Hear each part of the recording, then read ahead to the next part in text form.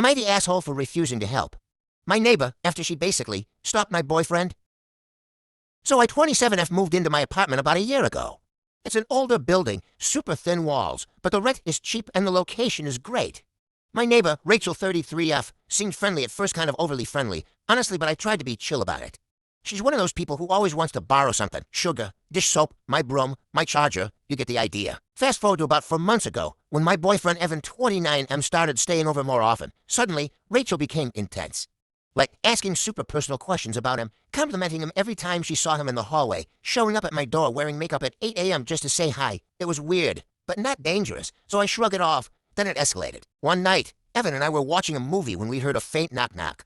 Knock on the wall, not on the door, on the wall.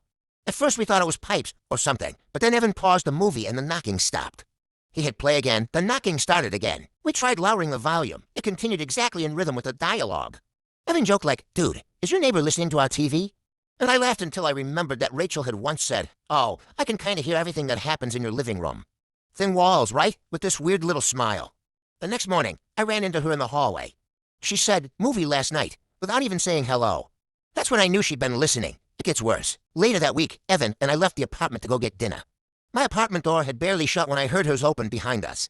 She walked out, pretending to check her mail. The mailboxes are nowhere near our floor, and said, "Oh, going out. You guys look cute." We said thanks and left.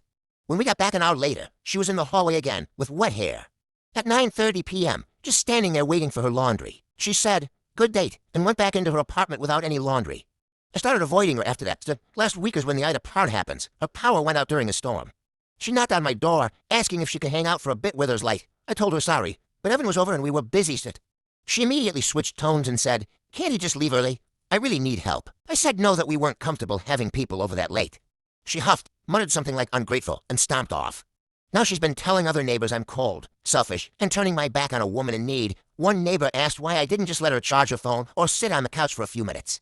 I didn't want to expose myself and say, well, she might be stalking my boyfriend, so I just awkwardly said we weren't available. Evan thinks I handled it fine, but a few coworkers after I told the story said I should have at least let her charge her phone or something.